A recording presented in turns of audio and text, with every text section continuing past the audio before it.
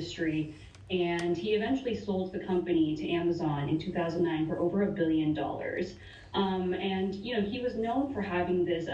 He was known for thinking out of the box, and he built this company culture that was very focused on not just delivering absolute happiness to the clients, but also to his own employees as well. And while he was at Zappos, he put in holacracy, which is basically this kind of management where nobody had titles and nobody answered to anyone. And it was this kind of out of the box thinking that sort of made Shea into this tech visionary in the industry.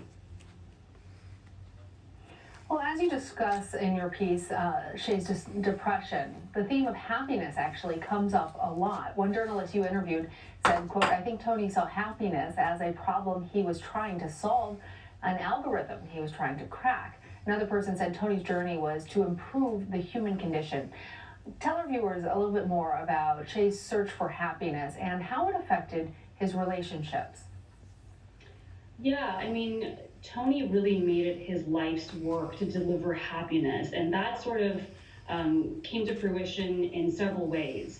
One is he wrote a book that was called Delivering Happiness, and it was sort of his Bible to how to run a company that delivers happiness both to clients and to customers. He also put in over 300 million into a community in Las Vegas.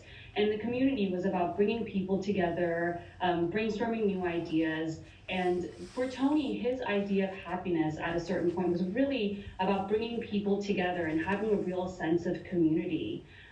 And I think that he, at some point, that quote that you just mentioned from Carr, I think that was a really interesting quote because he was really looking at this question of happiness from a very technical standpoint. We had another interview with Nick Swinburne, who is the founder of Zappos, and he recalls having meetings.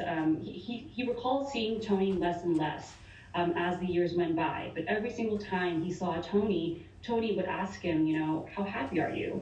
And Nick recalled that Tony would always be surprised that he said he was happy because Nick was married. And Tony would survey people, and he said that, normally when I survey people who are married, they're not that happy. And so even this question of happiness, for him, he was building the answer to happiness from surveys, which is kind of a very technical strategy for a very esoteric question.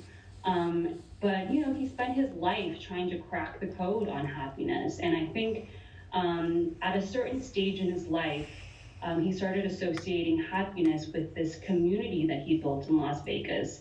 And while the community had, this tech aspect to it, the partying was also a large factor in this community. And people who were Tony's age, they slowly got married and had children, but Tony sort of stayed in this part in his life, and he just sort of grew apart from people that he was close to age with.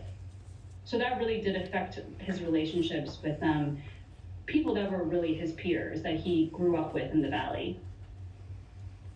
Yeah, it's interesting, Angel, in your piece when you talk about the community that he surrounded himself with, that they weren't his friends, they were people on his payroll, the addiction he was struggling with, the depression he was struggling with, and how all of these things were augmented by COVID-19. In fact, you say that he could be considered a victim of COVID-19, albeit indirectly. Tell us a little bit more about that. Yeah, I mean, so I think this year COVID-19 was sort of the turning point for Tony. I mean, my co-writer David Jeans and I, we spent the last week speaking with Tony's closest friends and acquaintances, not just from this last year, but from years previous.